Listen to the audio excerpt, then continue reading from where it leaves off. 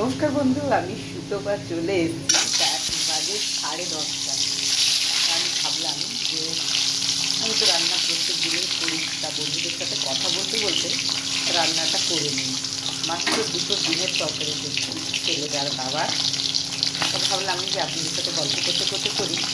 আমি কীভাবে করছি সেটা আপনাদের দেখা হবে, আর রান্নাটাও আমার হয়ে যাবে গল্প করতে করতে। তাই আমি চলে এলাম। দেখুন, ডিমটাকে কিন্তু লাল করে ভাজবেন। লাল মানে কড়া লাল না, মানে রঙটা যেন লাল লাল হয়। দেখুন, ডিমের ঝোল করতে এমন কেউ নেই যে সে জানে না। সবাই কম বেশি সবাই জানে, কিন্তু এক একজনের পদ্ধতিটা আলাদা। তাই আমি কীভাবে করছি ঘরোয়া পদ্ধতিতে, একদম জাঁকজমক ছাড়া, তারপরে দেখে নিই। দেখুন, একদম লাল লাল হয়েই গেছে। এর থেকে বেশি লাল হলে আবার ভালো লাগবে না, তাই আমি এবারে তুলে নেব। ডিমের সাথে সেদ্ধ করে নিয়েছিলাম আলু খোসা সহ, সেটা ছাড়িয়ে নিয়ে হলুদ মাখিয়ে দিচ্ছি ডিমের সাথেই। এগুলো একটু ভেজে নেব।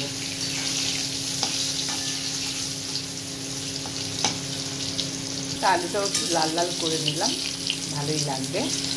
এটা কিন্তু সেদ্ধ আলু। এটাকেও এবারে তুলে নিলাম। আচ্ছা, ওই তেলেই একটু জিরে কেটে রাখা পেঁয়াজটা দিয়ে দিলাম। এটা এবার ভাজবো আমি। এটা কিন্তু আমি ঝোল করবো না, এটা কারি করবো বা ডালনা, যাই হোক।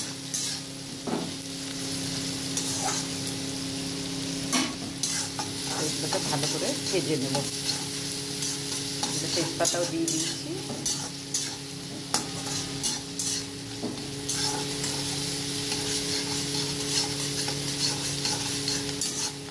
দেখুন, সত্যি কথা, রাত্রেবেলা বেশি কিছু করতে ইচ্ছে করে না। রাত্রেবেলা মনে হয় ডিমটাই ভালো লাগে। মাছ আছে, কিন্তু ওরা রাত্রে মাছটা খেতে চায় না।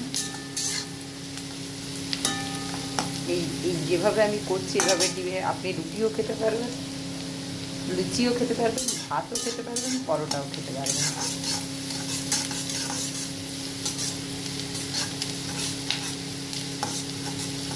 সুন্দর করে ভেজে নিতে হবে।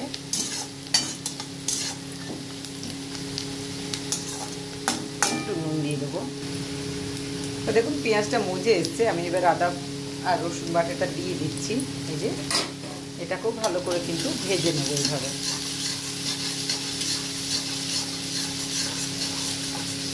পেঁয়াজটা নরম হয়ে গেছে আর রঙটাও চেঞ্জ হয়ে গেছে, দেখুন আপনারা।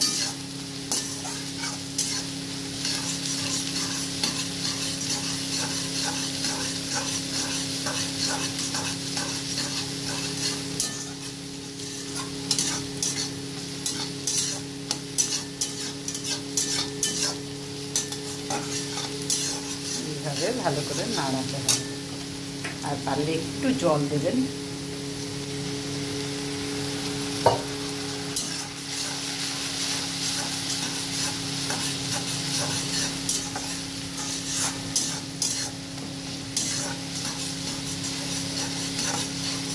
এরকম মতো টমেটোটাও দিয়ে দিলাম। এবার এগুলোকে একসাথে ভাজবো। প্রত্যেকটা কারির কিন্তু একই পদ্ধতি। প্রথমে ওই গোটা জিরে দিয়ে বা যেটা যেমন ফোড়ন দিয়ে, তারপরে পেঁয়াজটা ভেজে নিতে হবে, তারপরে আদা রসুন, তারপর টমেটো, বা টমেটোটা আগে দিয়ে আদা রসুন আদা পরে দিতে পারেন, যে যেভাবে রান্না করতে পারেন, কিন্তু পদ্ধতিটা একই। আর ওরা আজকে ভাত খাবে, আমি রুটি করে নিই। আর আমি আজকে রাত্রে কর্নফ্লেক্স আর একটু ফল বা দুধ খেয়ে নেব, আর কিছু খাবো না। একটু ক্যাডবেরি খেয়েছি, একটু খেজুর খেয়েছি, এটা ওটা খেয়েছি। পেটটা ভরেই আছে।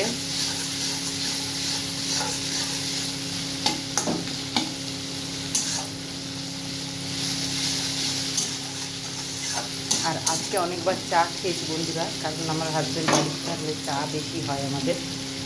3-4 বার 5 বার 6 বার হয়ে গেছে, আজকে 8 বার হয়ে গেছে সকাল থেকে।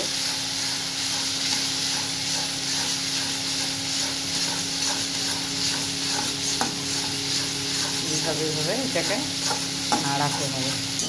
যত কষাবেন তত সুন্দর একটা গন্ধ উঠবে, আর ঝোলটা তত সুন্দর হবে।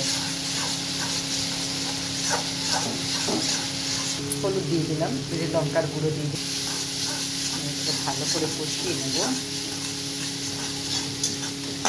আপনারা চাইলে জিরে গুঁড়ো একটু দিতে পারেন, যেহেতু আমার ছেলে পছন্দ করে না এই জিরে জিরে গন্ধটা, সেই জন্য আমি দিলাম না, আর আমরাও খুব একটা পছন্দ করি না।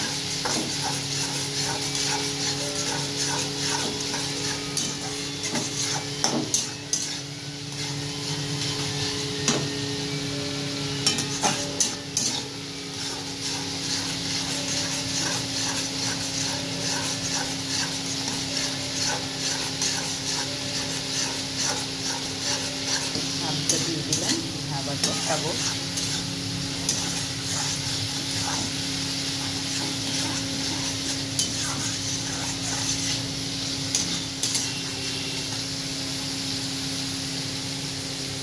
জল দিলাম,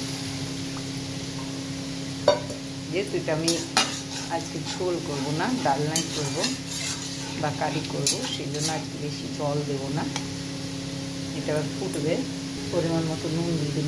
রাত্রেবেলা এরকম একটা ডিমের কারি আর ভাত দিন, রুটি দিন, লুচি দিন, পরোটা দিন, সবেতেই এই তরকারিটা যায়। একবার এভাবে বানান আপনারা, বেশ ভালো লাগবে। আচ্ছা, আমি ডিম দুটো দিয়ে দিলাম। এইভাবে এটাকে কিছুক্ষণ কষিয়ে নেব, তারপর ফুটতে দিয়ে দেবো। ব্যাস, একটু ফুটলেই নামিয়ে দেবো। তা বন্ধুরা, রেডি আমার ডিমের ডালনা। আপনাদের যদি ভালো লাগে একটু শেয়ার করে দেবেন, আর ভিডিওটা দেখার অনুরোধ রইল।